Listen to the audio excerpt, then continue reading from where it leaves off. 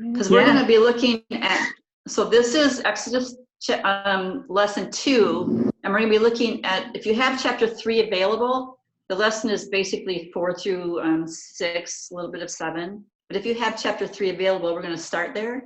But because, can you guys hear me okay? Yeah. Okay, because it's been several weeks since we did lesson 1, chapters 1 through 3, we're going to just kind of go back and review a little bit to put us in chapter 4. So in chapter 1, you remember that the Egyptians multiplied. They came there with Joseph, because of Joseph, and all of the Egyptians came, the Israelites. Let's get our people straight here. And so they multiplied. And then what happened, because there were so many of them, what happened? How did the Egyptians feel about them? They were threatened. Go ahead. They were threatened by them. Right, they were threatened by them because there were so many. And remember that this was a new Pharaoh, right? A new Pharaoh who did not know Joseph. As long as Joseph was alive and the Pharaoh was alive, everything was good. But then when there's a new Pharaoh in town and he didn't know Joseph, and now they're just afraid. They're afraid of the Israelites. So in chapter 2, Moses was born. Moses was born. And because the Egyptians were afraid, remember they had put out an edict that the males should be killed. The babies who were born males should be killed. But Moses was born and he was rescued. And he was rescued by Pharaoh's daughter. Remember that? Mm-hmm. Yeah, you can just shake your heads, okay? And so but then all of this happened where he killed an Egyptian, and then the next day he went out to talk to some of his Hebrew friends who were fighting, and they said, what, are you going to kill us too? And then he was afraid, and so he left and he went to Midian. And in Midian, he got married there, and he raised a couple of kids. He's been there about 40 years, and then God in chapter 3 now, God says to him, I have a new plan for your life. You are going to go back to Egypt, and you're going to deliver your people out of Egypt. That's the plan for your life. So Moses, he's at the burning bush, and God is telling him this. Now there's a couple questions that Moses asks of God in chapter 3, verse 11. What's the first response that Moses has to God's plan to deliver the Israelites? Who am I? Yeah, who am I? Who am I to do that? And how does God answer his question? What does verse 12 say? Go ahead. Well, I like how he takes the focus off of Moses and puts it back on himself. You know, like it really doesn't have anything to do with you, Moses. This is about me, and I will be with you, and I am who I am, and all of those awesome statements that God makes about himself. Right. So he didn't answer. He just said, I'll be with you. Right. Excellent. And then the second question is in verse 14. Verse 13. Sorry, 13. So Moses says, well, if I come to the people of Israel and say to them, the God of your fathers has sent me to you, and they ask, what is his name? What is his name? Then what shall I say? Okay. And what does God tell him to say? I am who I am. The people I am sent you. I am the one who sent you. Thank you. Is that Bridget? Yes, that's Bridget. I'm sorry. Okay. Yeah. Okay. Thank you. Yeah, you were kind of muffled. I'm sorry. I thought you had your head in a sandwich. So right. So he says, tell them I am. I am sent you. I am the God of your fathers, Abraham, Isaac, and Jacob. I am. So this week's lesson, we did a little bit of research on what does that I am mean. And it's on day 5, actually, in your homework. On page 21. When he says I am, just tell them I am sent you. What is he saying? How is he describing himself? What does that mean, I am? Like all sufficient, self-existent, one, complete in himself, eternal. Like that statement says everything about who God is. Mm-hmm. Yeah. Everything you will need. God. Mm-hmm.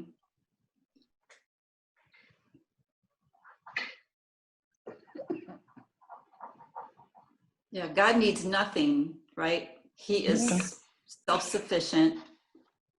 He needs nothing else for him to exist. He just is. I am. And you looked at some cross references on that day 5 about that idea of that he is. What were some of the interesting things that you saw in some of those cross references? Well, in John 10, 30 to 33, he said, I and the Father are one. John 10, Carol? Yes. 30 to 33, he says, I and the Father are one. Okay, I'm going to tie that back in with John 8. With John 8, 24, who did Jesus say he was? I am who I am. I am, right? I am. He used the exact same thing. I am. Okay, and then when you go to verse 10 John 10, did people know what he was saying? How do you know that they knew exactly what he was saying? What did they consider that to be when he said, I am? Blasphemy. Yeah, blasphemy. And they were going to kill him for saying that, because basically he's saying, I am God, which in their mind would be blasphemy, because nobody was God but God. But Jesus said, I am. He used that same term, I am. And he says, let me find this verse that says before Abraham. Yeah. Yeah. That was also in John 8. Before Abraham was born, I am. Mm-hmm. Before Abraham was born, I am. Hard to understand, isn't it, for them? He always was. What about John 1? John 1 and 2. It kind of talks about that same concept of when was he? In the beginning. In the beginning. Mm-hmm. Where was he in the beginning? With God. Right. He was with God. In fact, he says he was God. Yeah. Right? He's the Word. So now you see, the Word became flesh and dwelt among us. He was with God. He was God before Abraham. That would be before Abraham, right? That he was with God in heaven.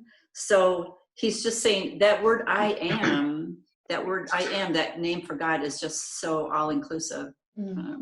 I was reading a devotional this morning that said that God created the world. God doesn't need the world, but the world needs God.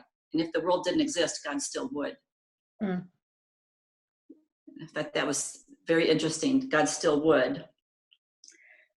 So that's what he's saying when he asks God, well, what name shall I give them? And God says, just tell them, I am. I am. And we see where that got Jesus eventually.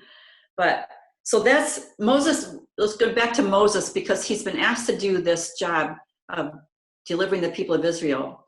And when God says, he uses this word Yahweh, it is in the context of God delivering the people. Okay? So that's how this name Yahweh is associated with the deliverance of the people of Israel. Yahweh. Hi, Nancy. Hi, Linda.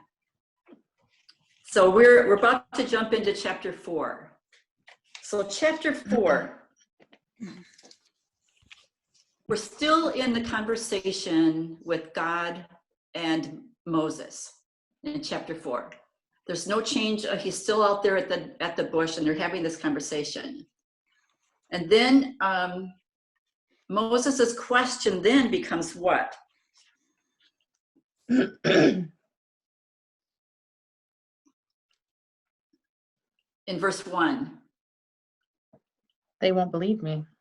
Yeah, they won't really believe isn't a me. What if they question. don't believe me? Yeah. So his first question was, who am I to do this? The second one was, well, what if they ask me your name? What should I tell them? And the third thing he says, well, what if they don't believe me?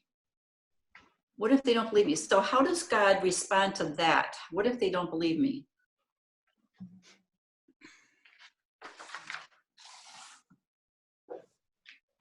Then God starts showing him like some type of miracle he can do to prove Right. that he is God. Mhm. What signs did he give Moses to say, this is how I'll help them believe you? The staff, Okay, the staff, the leper's hand. the hand. Mm. And the blood that is made out of water.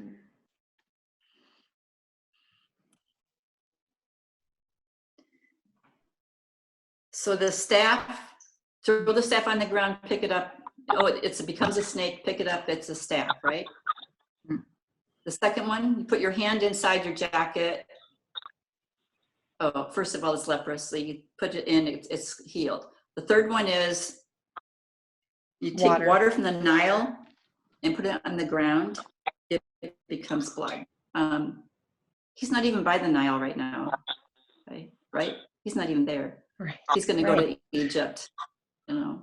So here's how God answers his questions about this is how they'll believe you. I'm going to give you these 3 miracles like Ketsia was saying. So in verse 10, the next section of chapter 4, what is his next excuse? I'm not eloquent. I can't speak well. I can't speak well. I can't speak well. I'm not eloquent. I can't speak well. What did you see about this in Acts 7:22? You did a little cross-reference on this, on his ability, how he was raised. Page 17 in your homework. In Acts, it said Moses was taught in all the wisdom. So it's like he was been taught to speak well, and It's powerful in speech and action. yeah, Right. Powerful. and What do you suppose that means? He was raised by the Pharaoh's daughter, taught, and he was, powerful in speech and action. And here he says to God, I don't speak well. I think for me, it's like he had a good education, strong one, powerful education. It's like going to fancy school, well taught and everything. Yeah. How did he end up in Midian, where he is now? I have something. Hi, Dave. Nancy, are you speaking? That was Okay. me. Yeah. Okay. He was mighty in words and deeds and well taught, but he wasn't relying on God. He was thinking he couldn't do it. So he wasn't looking at God. Yeah, because I think you're on a good point there. It's like what Heather was saying before, when he asked him, who, me, why me? And he said, I will be with you. But now that he's actually getting more details, he's like, I can't do this. And again, why did he go to Midian? He ran away because he had killed the Egyptian. Yeah. And then his life was at stake, right? He ran for his life. So now just think about this. Why did he leave Egypt? Because he was going to be killed. So now God's asking him to go back, and he's like, how, I can just see him like stuttering. I can't speak to Pharaoh. I'm not that good in my vocabulary or whatever. I'm not good at I'm just not confident, I think is probably it. I'm not confident to speak to Pharaoh. Because you have to remember why he left Egypt. He's scared. And he hasn't been back. So what does he know? Okay. So he's like, so he says, I can't do this. I can't speak. God's answer is what? I will be with you. I agree with you. Again, reminder, who has made man's mouth? Right. Right? In verse 11, who makes him mute or deaf or seen or blind? Is it not I, the Lord? There, he says, now therefore go and I will be with your mouth and I will teach you what you shall speak. Okay, there you have the answer. Is that good enough for Moses? No. No, no. Now what does he say? He Send begs. someone else. Yeah. Yeah. Have you ever said that? Send someone else? Oh yeah, all the time. Yeah. If someone Yeah. else the job. Yeah. It's Yeah. it's a pretty natural thing. I've been there in several situations like God just sent someone else. And then you know what God does? He sends you. Yeah. Mhm. I realize too there is a big difference. Like in Act, Moses was powerful. He had a powerful education, but there's a difference in being powerful in education and also being able to convince a whole nation to follow you. Right. And with Israel, a whole nation who has lost their identity and not knowing really who the true God is. So it's true that he was powerful in knowledge, but there's a difference being able to convince a whole nation to follow you. So Yeah. And I think, I mean, you can see that in his fear. yeah. Right. So he says, send someone else. Now where's God at this point? He gets mad. Yeah, he gets mad. He's angry. But he's angry, but how does he respond to Moses in his anger? Sends him help. Yeah. Yeah, he agrees to let Aaron be his speaker. Mm-hmm. Yeah, he provides right there for Yeah. what Moses needs. So where does that put you? Like if you are pushing God's limits in a situation to the point of where you think, okay, God, don't get mad at me, but, okay. And how does God respond? He's going to give him help. Yeah. He says, all right, you're still the man for the job, right? Yeah, I You're would still say the man for the job. he responds like a loving father would. Mm-hmm. I think it's different for us today, you know, now that Jesus is and was and did everything that he did for us. I feel like now we can, you know, we can approach the throne with confidence and we can express our burden and our, what's the word I'm looking for? You know, when we cry out to God in anger, like, why haven't you done this? Or why is this prayer not answered? Or whatever, fill in the blank. I feel like Jesus intercedes for us now on our behalf.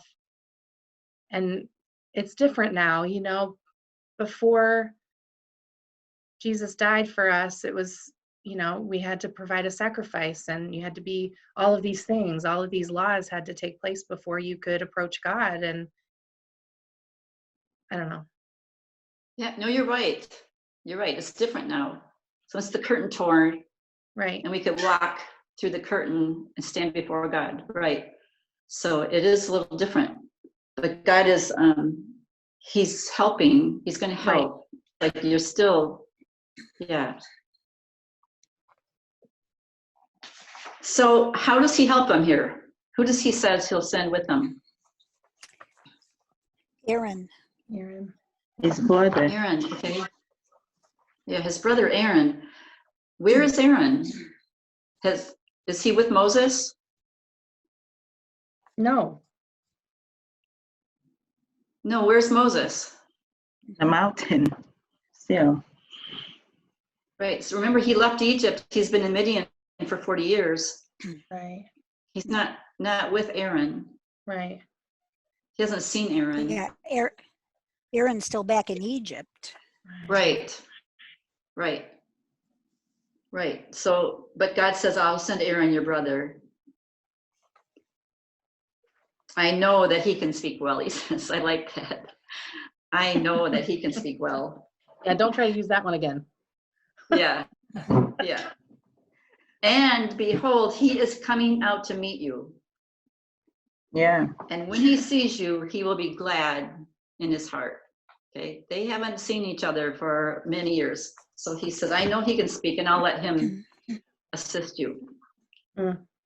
I think for me, it's like while God is talking to Moses on the mountain, he's also preparing Aaron, his brother, to get in his way to go help. So he's working two people to do that, because they're in different places and they haven't seen each other maybe for 40 years. And all of a sudden, here they are preparing to meet each other again. Yeah. Yeah. I guess I never thought about the distance between both of them. Yeah, it's good to keep everything in context, about where they are, and the timing, because it's just like, well, Aaron's not just right next door. Yeah. He hasn't seen him in all these years. He's back, but God is, like you say, God is working in two places at one time. And we've seen that before, where God is not only working with the Israelites, but he's working with the other nations. And he's got a whole chessboard in front of him to manage. Yeah, because too, when God says, behold, he is coming out to meet you, that I think that shows that God certainly stirred Aaron's heart then to come and find his brother then. Because otherwise, it's not like he got a phone call from Moses saying to come. Right. So yeah, God was just moving in both of their hearts, because he needed them. So in verse 18, Moses went back to Jethro and said, please let me go to Egypt to see whether they're still alive. And Jethro said, go in peace. In 19, 20, 21, so Moses is finally convinced, right, to go. He's finally convinced. So he's leaving Midian. In 19, the Lord said to Moses in Midian, he's still in Midian, go back to Egypt, for all the men who were seeking your life are dead. Okay, remember, that's why he left. He says, they're all dead. You don't have to worry about that. So Moses took his wife and sons and had them ride on a donkey and went back to the land of Egypt. And Moses took the staff of God in his hand. That was the first sign, right? The staff.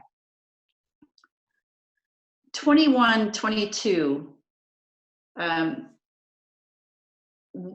you see anything interesting about 21?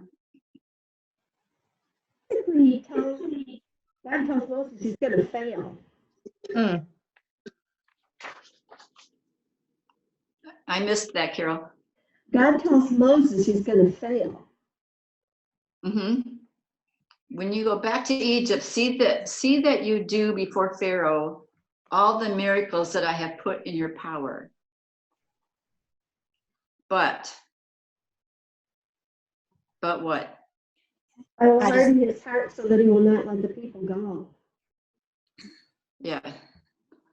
I think it's one of those scripture verses that individual people struggle with to understand. That he would harden his heart. Yeah. It's like, I think it's one of those challenging scripture verses that we'll see throughout those passages, as God said, I will harden his heart, trying to understand the balance between God's hardening his heart, or his heart was already hardened, so God is using that to show his power. I just think it can be challenging to understand God, Yeah. Yeah. And I think the answer to that we're going to see in chapter 7 before we finish today, but exactly what you're talking about, Katya. It's hard to balance that, but God said, he said, see to it, see that you do before Pharaoh all the miracles that I have put in your power, but I will harden his heart. So what's that lesson for us? Means you should That God obey. already knows the outcome and he's already there and he knows what's going to happen. But I feel like he's saying to Moses, this is going to happen, but it's going to be okay. Like, don't lose heart. Yes, Mhm. still do it. Right. Yeah, that's it. Other- Still do it. Okay. Still Yeah, do we should- it, even though he's not going to listen. Yeah, we should always obey God and not look at we're obeying him because of the outcome or expecting a good outcome. We are just called to be obedient. Right. And Right. And we are not in control. We are not in control of the outcome. It reminds me of when you maybe talk to someone and they promise all sorts of things and maybe they mean it at the time, or but then they just don't do it. It reminds, I mean, even though God is telling us ahead of time, he's hardening Pharaoh's heart, but it does remind me of other things when people make promises, or even we make promises and promises and promises, and then we don't follow through. mhm. So when someone doesn't respond to you the way you're expecting, what do you do? Should you still do the right thing, I guess? Well, you get mad. I mean, you don't show them that, but you probably, I would get Yeah. upset. Yeah. I mean, Mhm. but I guess you would Yeah. pray for them, and I don't know. And I don't know, what would you tell them? You would tell them you promised and you didn't do it. I don't, and in reality, it's probably what I would say. You said you would do that and you didn't. So when we move to so he's on his way back to Egypt, right? And God is saying, do this, no matter what, do this. And then we come to this little place where he had to stop on the way. And what happened with his wife? What did she do? She ran out and circumcised her son. Okay. No, why? You looked up on page 18 in your homework. You looked up some cross-reference about that circumcision. Okay. Yeah. And for those of you we did Genesis with Abraham, you should remember this. What happened? Why is this important? What do you see in Genesis 17? The covenant. Okay.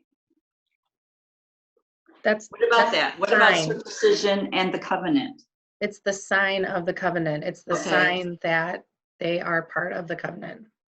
Right. So, and if people were not circumcised, what would happen? They would be cut off. Right. They would be cut off from the people. So how does God feel about covenant? Serious. Yeah, serious. And in fact, in chapter 6, we're going to see that why is God sending Moses to deliver them out of Egypt? Because he's fulfilling the covenant. Right. promise. It's about the covenant. So we're not going to get into all of this, right? A lot of this here was just mentioned, but it's just the fact that Moses is going back to Egypt to deliver the Israelites, and he has not circumcised his sons. Basically, it was a disobedience, disobeyed. Right. But his wife, go ahead, Carol. I think they must have had, he and his wife must have had conversation about this because she Well- understood what needed to be done. She was a descendant of Joseph. It said back in, I don't remember where, in the Latin, I don't remember where I saw that, but Okay. she is in the lineage. Oh, that's probably in that lineage chart. Yeah. So she was probably raised that way, but she was a woman, so it didn't really apply to her necessarily. So the point of all that is that it's super important that the circumcision is important because of the covenant. Yeah. Right. So that was taken care of, and things are restored on their way back to Egypt. So let's move into chapter 5. Yeah. Let's look at chapter 5. We're not going to just go through this chapter a lot, but there are some things in here that are interesting. It says, afterward, Moses and Aaron went and said to Pharaoh, "Thus says the Lord, the God of Israel, let my people go, that they may hold a feast to me in the wilderness." So Moses and Aaron get to Egypt, they go to Pharaoh, and they make this proclamation. How did that go? Not well. Not well. Yeah, well. Not well. What happened? What was Pharaoh's response? Well, he said, "I do not know the Lord." I mean, he outright said it. I don't know the Lord. Yeah, right. Would that be surprising? No. No, why not? Where is he? Who did they worship? Other God. Egypt. He's in Egypt. He's the king Yeah. of Egypt. Right. And they worship. So they worship gods, little g gods. Yeah. So he's like, I don't know the Lord. Yeah. I don't know the Lord. So no. And it's been also 400 years. He wasn't part of the miracle, the God that Joseph and all those people. So he's like late Right. generation, Right. who doesn't really have any experience. I think it's interesting the wording there, because Pharaoh says, "I don't know the Lord." He doesn't say, "I don't know your Lord," or "I don't know your God." He says I mean, is that not stick out to anybody else? I don't That's know. good. He says, "Who is the Lord that I should obey him?" See, what did they say? They said, "Let my people go." Wait, Moses, "Thus says the Lord, the God of Israel." Mhm. So the Okay. God of Israel, just one God among many gods. But he Yeah, says, okay. I don't know this Lord. Why should I? What is his focus? What is he concerned about? Losing his workers.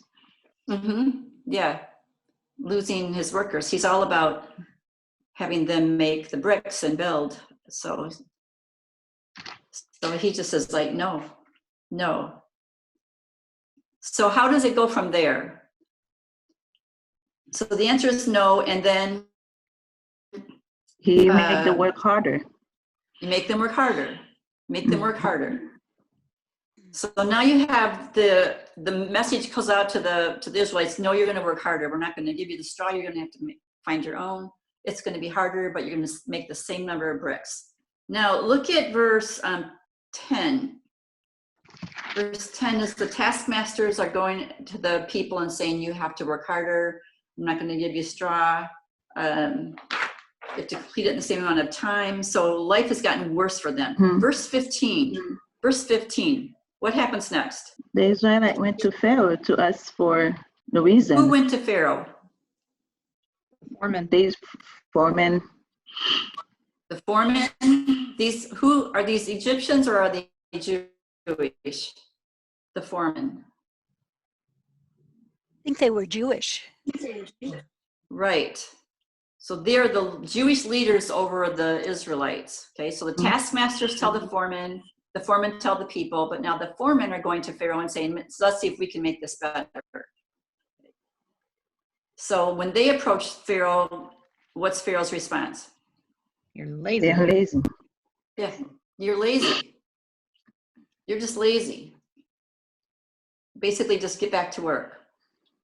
So now, Nancy, we're coming back to this kind of human reaction. Verse 20. So they go into Pharaoh and things are no better. And they come out and who do they meet? Moses and Aaron. What is their response to Moses and Aaron? You've made us stink. Yeah. This is your fault, Moses and Aaron, right? Yeah. You didn't keep your word. I'm just going to take you back to chapter 3 for a second, because at the end of chapter 3, when Moses and Aaron come to the people in Egypt, when they first come, they say, verse 21, I will give this people favor in the sight of the Egyptians, and when you go, you shall not go empty. So the people, oh, I'm in the wrong place. But when the people heard that they were going to be rescued, that God heard them, they bowed down and worshiped. So they believed they're going to be rescued. And now things are not going well. Moses is not doing what he said. So they're saying to Moses, it's your fault. You told us, and now it's your fault. The Lord look on you and judge, because you have made us stink in the sight of Pharaoh and have put a sword in their hands to kill us. Not what they were expecting. Not what Moses and Aaron told them would happen. So now it's their fault. Now the people are mad at them. And then what does Moses do? Where does Moses go in this situation when he's being attacked by his people again? Verse 22. Blames God. Okay. He turned to the Lord. What could he have done when the people said, you've made us stink? You know, would it have been beneficial for him to retaliate against them? Would it have been kind of a natural inclination, like Nancy was saying, it's like when they disappoint me, I'm mad and I want to tell them so, and then this little thing goes back and forth. But Moses went to God. Yeah. I think in this chapter 5, and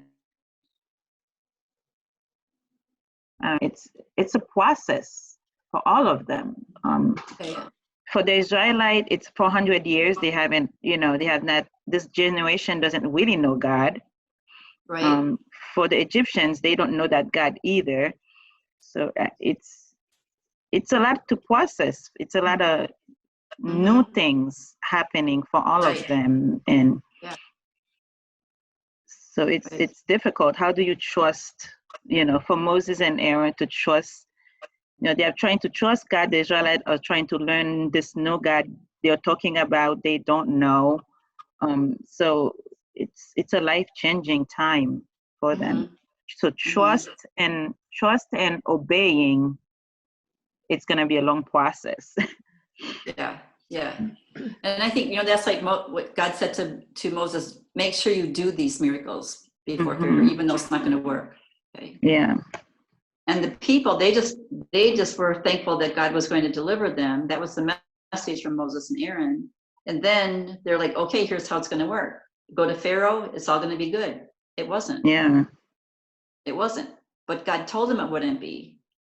They have not experienced God lively yet.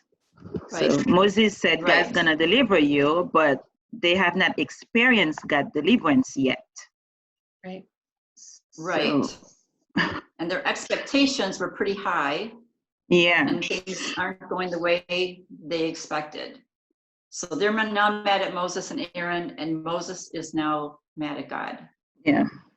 Yes. He says, since I came to Pharaoh to speak in your name, he has done evil to this people, and you have not delivered your people at all. At all. How do you think Moses is feeling, considering all that we know about what's happened to him? He ran for his life. He's been hiding for 40 years. God says, you have to go back. I'll be with you. This will happen. This will happen. And then he says, ever since I went to speak on your behalf, things have gotten worse. Well, Moses wants to see justice. He wants to see his people delivered. He wants to see what God promised. And it doesn't look like it's happening, and they're just being treated worse and worse. Right. Moses is a God of, Moses is not a God, but Moses is a person, Right. He's righteous, and he doesn't like people mistreated, Right. really upset him. So Right. And think about the process that Moses went through, because he didn't want to go, right? Yeah. So all the questions, and finally God convinced him to do it, and now it's turning out bad. Yeah. Yeah. And I also realized, hello? Yes. You know, I think that the more I read it, I also, even for Moses, it's a new experience, because Moses, half of his life was in an Egyptian house. And then the other half of his life is in Midian. So even for him, experiencing God is a new thing. So he's in the process too. Right. Yeah. So Right. I don't know. I never think of Moses. That's a new experience for him. The same way the Israelites were trying, he's learning too. Right. And it's funny because he finally gets up his courage and his confidence. And he Yeah. goes to Pharaoh, and then it just goes bad. Yeah. And so the people, I mean, remember he said, how will they believe me? They won't believe me. And now they don't believe him. And yeah, so it's a challenge. Okay? It's a challenge. But God had said to him in chapter 3, he said, Pharaoh won't let him go. This is in chapter 3 when he's still at the bush, and God is saying to him, I want you to do this, but Pharaoh won't let them go. And in chapter 4, he says to them again, do this, but he's not going to let them go. So he kept telling him, do this, but Pharaoh will not let them go. And now that he's saying, no, you can't go, what's the surprise? You know, God told him that. So now we come to the good part of the story in chapter 6. Chapter 6. So in chapter 5, verse, where can I go? I lost my chapter 5.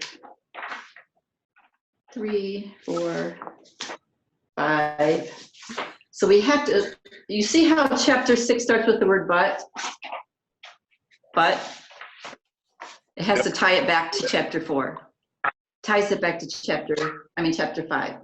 So the last verse of chapter 5, he says, for since I came to Pharaoh to speak in your name, he has done evil to this people, and you have not delivered your people at all. Then chapter 6, how does it start? How does the God answer that? Wait and see what I'm going to do to him. Yep. Now, yeah, he's like, now you shall see what I will do. Okay.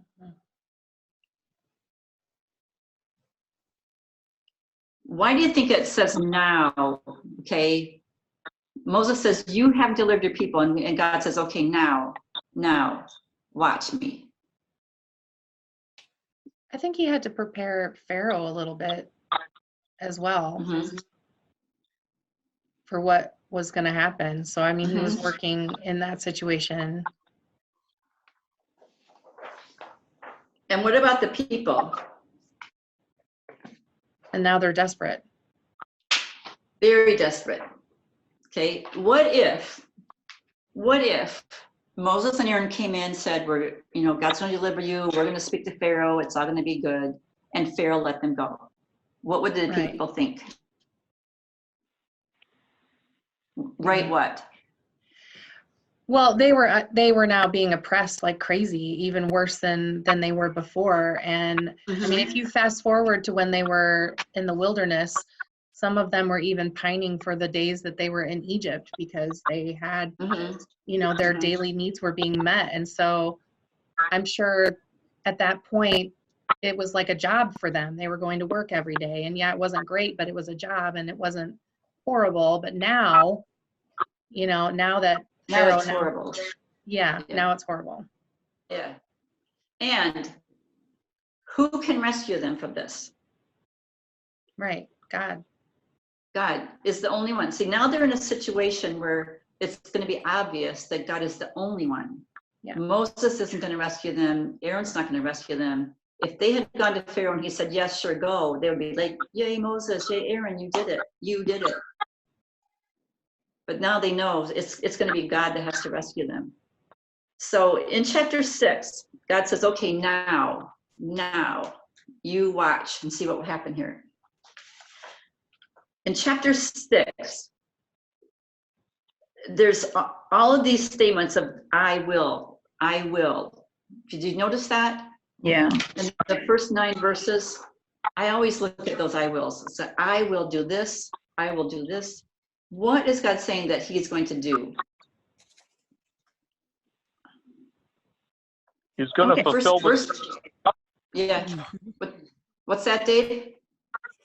he's basically telling him he's going to fulfill the terms of the covenant that he made with their forefathers way back, you know, Yeah. way back when. Right. Yeah. And I also feel, I have that feeling also, God wants the people to get to know him, to see his power. Mhm. Because, you know, he could have just delivered them, but little bit by little bit, those Israelites doesn't know him. Like Jacob and Abraham, they know God, and all they had to experience him personally. Yeah. And I think right now they are at this point, these people need to get to know God personally, that see what he is doing, like everything that's happening, that he is the one. So he will be the one to deliver them. And I like that to say, now you will see. Now let them see what their Yes. God, who promised Abraham in covenant, is going to do.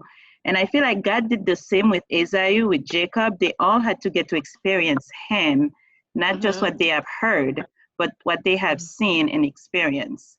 So I feel like now God is in that journey with the people for them to get to know him and see his power. And so they get to trust him, not just what they have heard. Right. And not Moses and Aaron. Yeah. Right. Yeah. So in verse 6, he says to him, Dave said he's going to fulfill that covenant. And in verse 6, he says, now therefore, say therefore to the people of Israel, I am the Lord. Yeah. What you're talking about. I am the Lord, and I will bring you out from under the burdens of the Egyptians. I, not Moses, not Aaron. Yeah. And I will deliver you from slavery, and I will redeem you.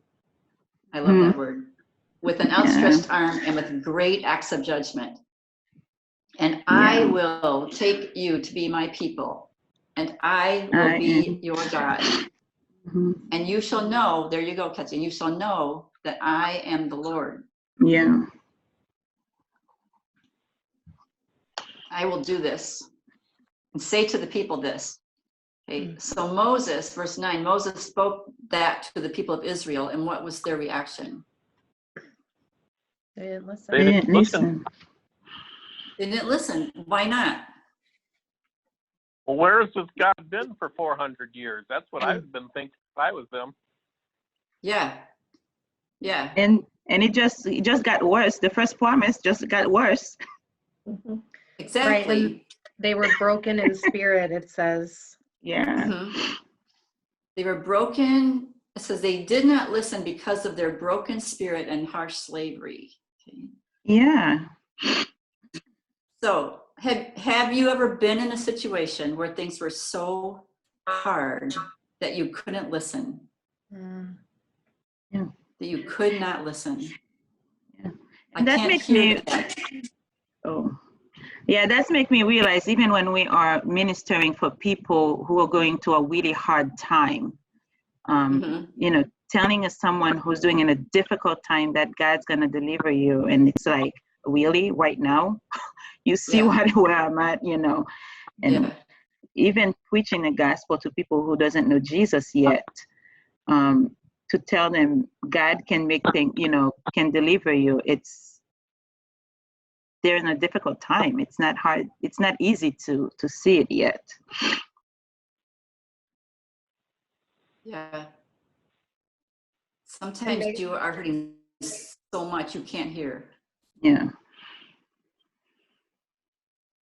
And they've been hearing it for a long time. They've been hearing it for a long time. So it's like, you know, I feel like They got their hopes up, and then they were dashed because Pharaoh wasn't. So now Moses comes back with the new word, and they're like, right, that's not happening.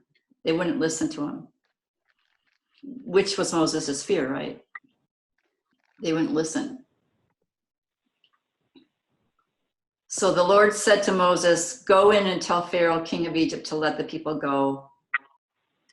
But Moses said to the Lord, behold, the people of Israel have not listened to me. The people of Israel have not listened to me. So what? Crime of uncircumcised lips. Okay. So in verse 12, yeah, so how, if the people won't listen to me, how will Pharaoh listen to me? So Moses is back in that situation again, okay? So now the interesting part happens in 14. You have this genealogy in here. What do you see? What is God trying to show us by putting those few verses of genealogy in here? What did you learn when you did your chart, your family tree kind of chart?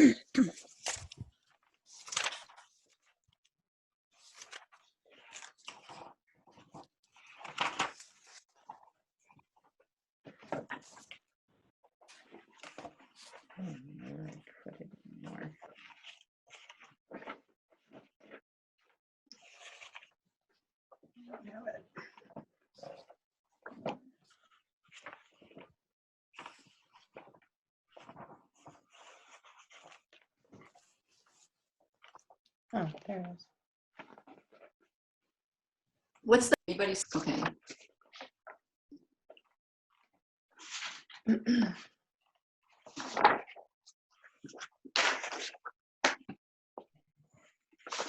So what they asked you to do, okay.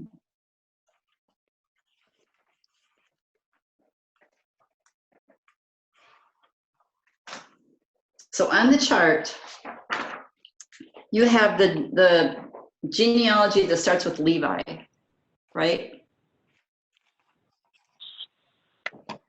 Levi, you know, in those few verses, Levi is find it here, 6.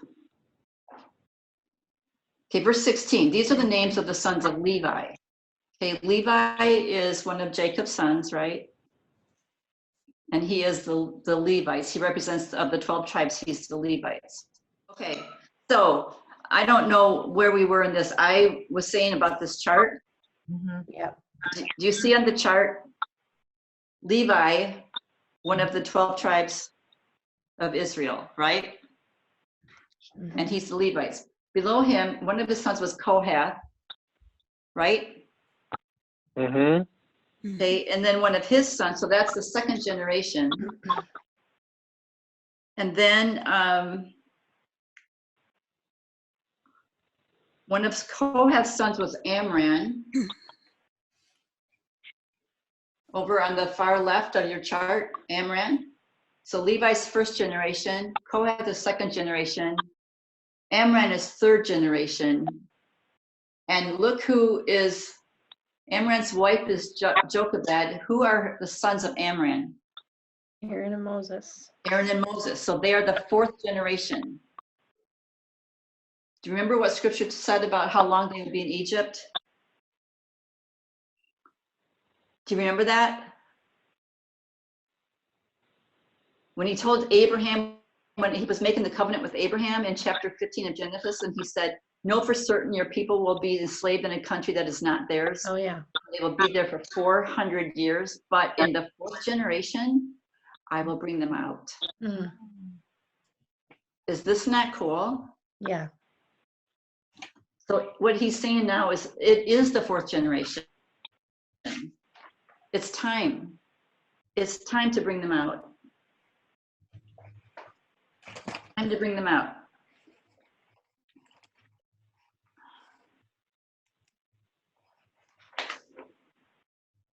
So you have that inserted in there just to show that it's time. And on the day the Lord spoke to Moses, verse 28, and Moses in the land of Egypt, the Lord said, I am the Lord. Tell Pharaoh, king of Egypt, all that I say to you. It's like, go and do this. This is the command. Go and do this. It is time to do this. And again, Moses said, but how will Pharaoh listen to me? How will Pharaoh listen to me? And then let's just finish up in chapter 7, just these first 7 verses. Moses is asking again, how will Pharaoh listen to me? And how does God respond in those first 7 verses of chapter 7?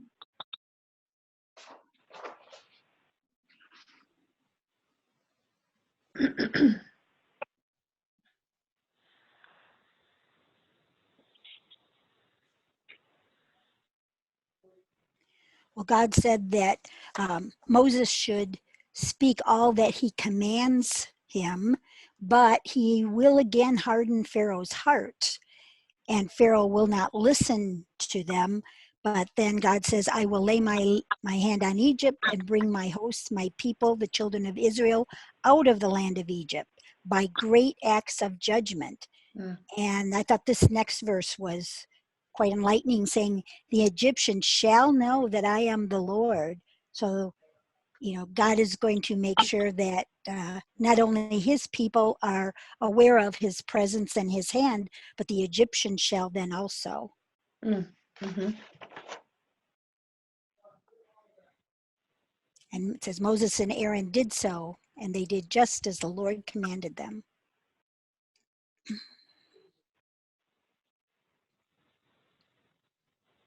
And then Moses was like God to Pharaoh. Mm-hmm. And then your brother Aaron shall be your prophet. So it was like Moses took the place of God, and then Aaron took the place of Moses.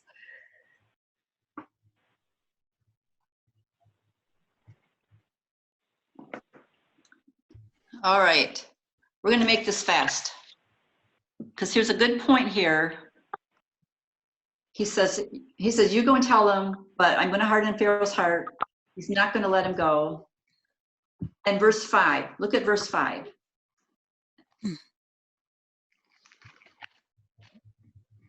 What does he say about the Egyptians? They will know that I am the Lord when I stretch my hand out against Egypt. Okay. Is this just about Israel? No, obviously, no. Obviously, no. Obviously, no. This is one of those things we were talking about where God is working with 2 groups of people at the same time. Okay, so when I stretch out my hand against them, then you will know I'm the Lord, and they will know that I am the Lord. And then when Pharaoh lets them go, all of you will know that it was me that did it. Right? Yeah. Yeah. So that's the important thing too to remember, because we talked about this before in another class. So the iniquity of the Amorites has not yet been fulfilled. Okay, well, God is working with more than one group of people. So here he's like, I will show my strong hand so that you will know and the Egyptians will know that I am God. And in the meantime, Moses, and in the meantime, students, we just do what God says to do, no matter what the outcome is. It's like if he tells us to do it, we just do it. Yeah. We do it. And go through the process, like Katsi was saying, the process, knowing that God will keep his word. If God is keeping his word after 400 years, after 4 generations, he's saying, now it's time, I'm going to get them out. I will do it. I will fulfill my covenant. Then we can trust him to do what we need, just being obedient. And this is a good time for us to be obedient while we're distancing, but people are listening. People are looking for God now. So there's many opportunities to be able to share the gospel. And we don't know what the outcome is going to be, but we need to do it because people are also dying. So take opportunity when you can to tell them about the God of Abraham and Isaac and Jacob. Covenant keeping God, the Redeemer. He says, I will redeem you. And that's what we're about to see this Sunday, right? Redemption, Easter, resurrection. Yeah. So redemption is coming. It's ours and it can be for everyone. So I thank you for class today, and we'll try to get this worked out so I don't disappear. next week and see if we can get a little stronger connection.